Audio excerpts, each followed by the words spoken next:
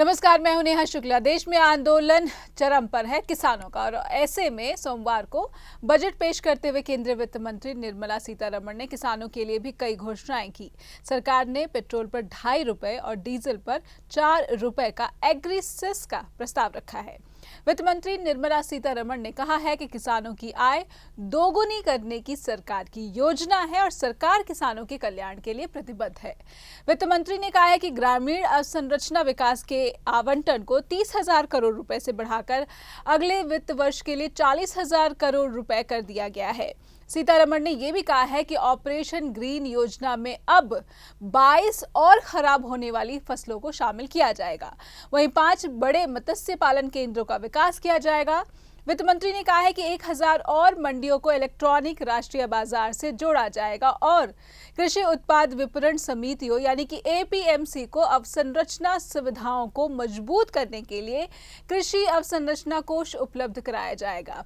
कृषि अवसंरचना निधि परिव्यय को बढ़ाकर 40,000 करोड़ रुपए किया जाएगा और लघु सिंचाई राशि को दोगुना करके 10,000 करोड़ रुपए किया जाएगा। साल 2021-22 में कृषि ऋण के लक्ष्य को बढ़ाकर 16,50,000 रुपए किया गया है। साथ ही बजट में काबुली चना पर 30%, मटर पर 10%, बंगाल चना पर 50%, मसूर पर 20%, कपास पर 5%, कृषि अवसंरचना उपकर लगाने का प्रस्ताव किया गया है। साथ ही इंश्योरेंस सेक्टर में एफडीआई की लिमिट 49% से बढ़ाकर 74% कर दी गई है। बजट में मिडिल क्लास खाली हाथ ही रहा है। सरकार ने इनकम टैक्स स्लैब में कोई बदलाव नहीं किया है, ना ही कोई छूट दी गई है। हालांकि किफायती घर खरीदने वालों को ब्याज में 1.5 लाख रुपए की एक्स्ट्रा छूट का समय 1 साल बढ़ाकर मार्च 2022 तक कर दिया गया है। वित्त मंत्री के इस कदम से रियल एस्टेट में तेजी आने की संभावना है। साथ ही घर खरीदने वालों को भी बढ़ावा मिलेगा।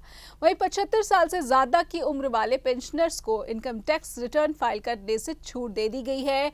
स्वास्थ्य के लिए 2,23,000 करोड़ से ज्यादा का आवंटन किया गया है। कोविड-19 वैक्सीन के लिए इस साल 35,000 करोड़ रुपए आवंटित किए गए हैं। वायु प्रदूषण से बचने के लिए 2,000 करोड़ रुपए दिए गए हैं। केंद्रीय वित्त मंत्री ने कहा है कि 40 करोड़ लोगों के खातों में पैसा पहुंचाया गया। कोविड काल के दौरान 80 करोड़ लोगों को अनाज मुफ्त बांटा गया। वित्त मंत्री ने यह भी बताया कि आजाद भारत की 8वीं जनगणना का साल है, जिसमें आर्थिक सर्वेक्षण के मुताबिक 2021 में वृद्धि दर 7.7% रहने वाली है, जबकि आर्थिक सर्वेक्षण के मुताबिक वित्त वर्ष 2022 में वृद्धि दर 11% होने का अनुमान लगाया गया है।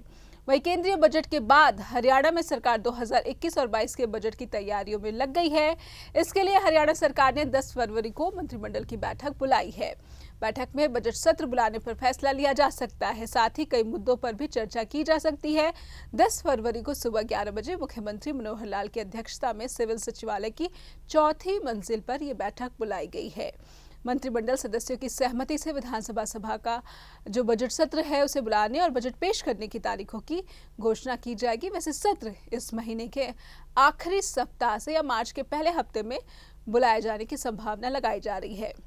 सीएम मनोहर लाल ही हरियाणा के वित्त मंत्री है। वर्तमान गठबंधन सरकार का पहला बजट भी उन्होंने ही पेश किया था और इस बार का बजट केंद्र बिंदु कोरोना महामारी और इसकी वैक्सीन रह सकती है।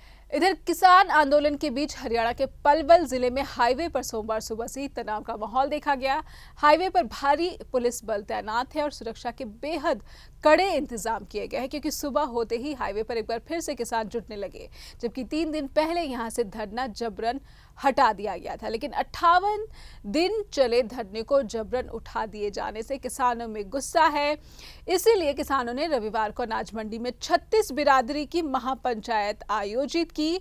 इसकी अध्यक्षता 52 पालों के अध्यक्ष अरुण जैलदार ने की थी।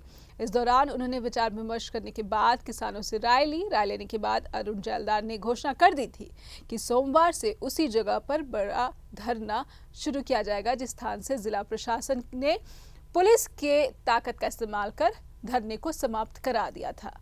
किसानों की इस घोषणा के बाद से जिला प्रशासन के हाथ पांव फूलते दिख रहे हैं। आनंद फानन में सोमवार सुबह से ही वहां पर नेशनल हाईवे 19 पर भारी तादाद में पुलिस बल तैनात कर दिया गया था ताकि किसानों को हाईवे पर धरना करने से रोका जा सके।